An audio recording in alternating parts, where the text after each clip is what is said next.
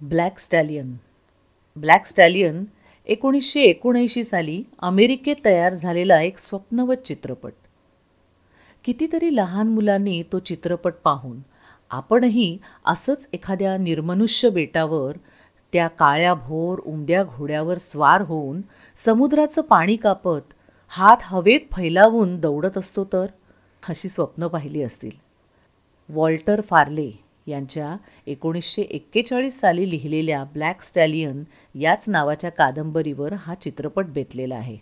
त्याची ही गोष्ट अरेबियन नाईट्सच्या जादुई संकल्पने इतकीच अशक्यप्राय पण तरी अगदी खरीखुरी वाटावी अशी.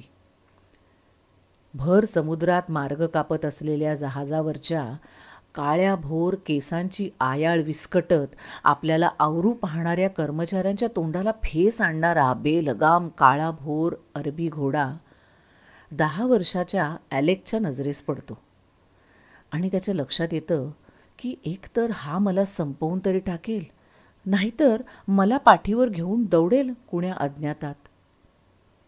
जहाज वादळात सापडतं आणि ॲलेक आणि ब्लॅक एका निर्मनुष्य बेटावर वाहात येतात. मग सुरू होते त्यांच्यातली बाचकत घाबरत धीट होत गेलेली मैत्री.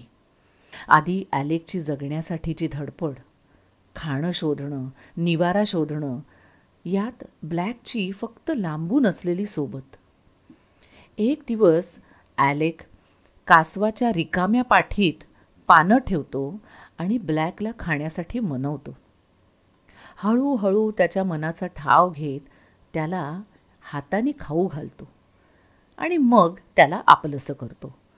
तो ब्लॅकचा होऊन जातो. त्या निर्मळ सुंदर बेटावरच्या वाळूत समुद्रात दोघं एकमेकांशी मनसोक्त खेळतात, बागडतात, दौडतात.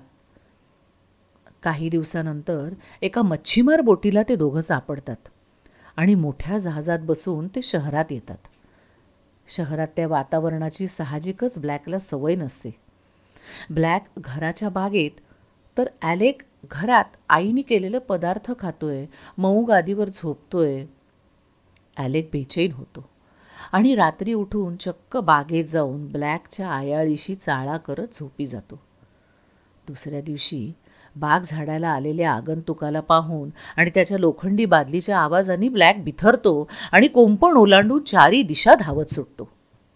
नशिबाने शहराच्या बाहेरच्या एका प्रौढ जॉकीच्या फार्मवर तो पोचतो. ॲलेकची आणि जॉकीची भेट होते आणि मग त्या प्रौढ जॉकीच्या सान्निध्यात येऊन ॲलेक आणि ब्लॅक चक्क घोड्याच्या शर्यतीचा सराव करू लागतात, आईपासून लपवून. आणि एका मोठ्या घोड्यांच्या शर्यतीत मिस्ट्री हॉर्स आणि सर्वात लहान वयाचा जॉकी म्हणून भाग घेतात. तेव्हाची उलघाल आपल्याला आणि स्टेडियममधल्या प्रेक्षकांना खुर्चीच्या कडेवर आणून ठेवते.